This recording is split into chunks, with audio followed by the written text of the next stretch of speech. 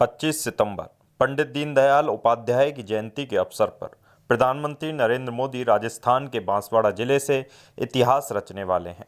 यहाँ वे माही बांसवाड़ा परमाणु ऊर्जा संयंत्र की आधारशिला रखने जा रहे हैं।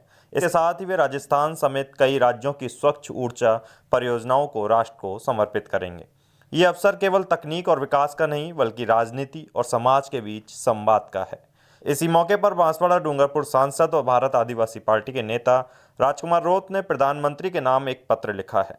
इस पत्र में उन्होंने 11 महत्वपूर्ण मांगें रखी हैं जो आदिवासी समुदाय की पीड़ा और आकांक्षा दोनों को सामने लाती हैं। सांसद रोत ने उम्मीद जताई है कि प्रधानमंत्री विस्थापित आदिवासियों की समस्याओं एवं मांगों के साथ साथ पूरे देश के आदिवासियों और संसदीय क्षेत्र बांसवाड़ा की मांगों पर भी गौर करेंगे। राजकुमार रोत की पहली मांग है कि माही परमाणु बिजली घर से विस्थापित आदिवासी परिवारों के बच्चों के लिए आधुनिक आवासीय छात्रावास एवं आधुनिक चिकित्सालय का निर्माण कराने और विस्थापित परिवार व एनपीसीआईएल के मध्य पूर्व में जिन 21 सूत्री मांगों पर सहमति बनी थी, उनमें से जो भी मांग अधूरी है उन्हें तत्काल पूरा करें। एक और बड़ी मांग पानी से जुड़ी है। माही कडाना बांध के पानी को लेकर राजस्थान और गुजरात के बीच 1966 का समझौता हुआ था।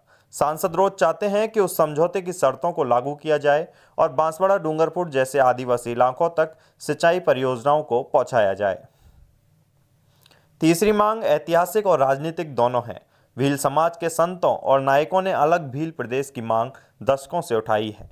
राजकुमार रोत इस पत्र में प्रधानमंत्री से अनुरोध कर रहे हैं कि गुजरात, राजस्थान, महाराष्ट्र, मध्य प्रदेश और दादरा नगर हवेली के कुछ हिस्सों को मिलाकर भील प्रदेश राज्य का गठन किया जाए।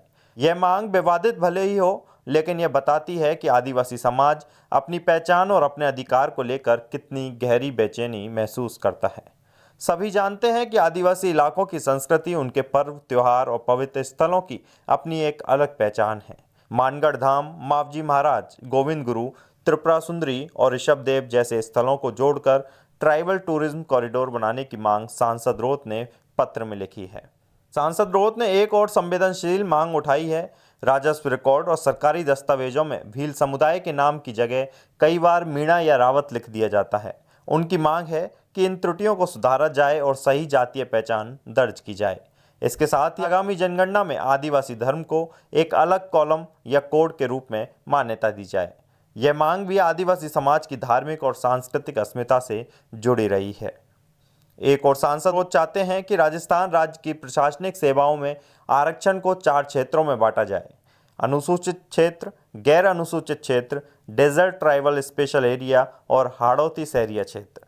दूसरी ओर वे चाहते हैं कि बांसवाड़ा में आईआईटी, नीट, आईआईएम और आईएएस जैसी प्रतियोगी परीक्षाओं के लिए उच्च स्तरीय ट्राइबल कोचिंग सेंटर और एक खेल विश्वविद्यालय भी खोला जाए। इसके अलावा आदिवासी परिवार जो वर्षों से किसी जमीन पर रहते आए हैं, उन्हें उनका मालिकाना हक मिले। साथ ही टाइगर प्रोजेक्ट या अन्य विकास योजनाओं की आड़ में जब आदिवासी परिवारों को विस्थापित किया जाता है तो संविधान की 5वीं और 6ठी अनुसूची के प्रावधानों का पालन किया जाए।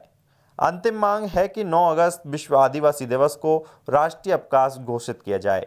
साथ ही बिरसा मुंडा, जयपाल सिंह मुंडा, टांट्या भील और बाबा बालेश्वर जैसे आदिवासी महापुरुषों को मरणोपरांत भारत रत्न दिया जाए। अब बड़ा सवाल यही है कि क्या प्रधानमंत्री इन मांगों पर गौर करेंगे?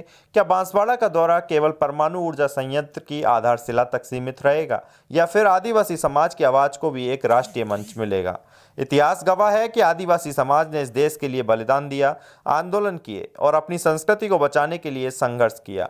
आज जब विकास की नई रोशनी उनके आंगन तक पहुंच रही है तो उनकी उम्मीदें भी उतनी ही बड़ी हैं। खबर के बारे में अपनी राय हमें कमेंट बॉक्स में लिखें। वीडियो पसंद आया हो तो इसे लाइक करें, शेयर करें और चैनल को सब्सक्राइब करें।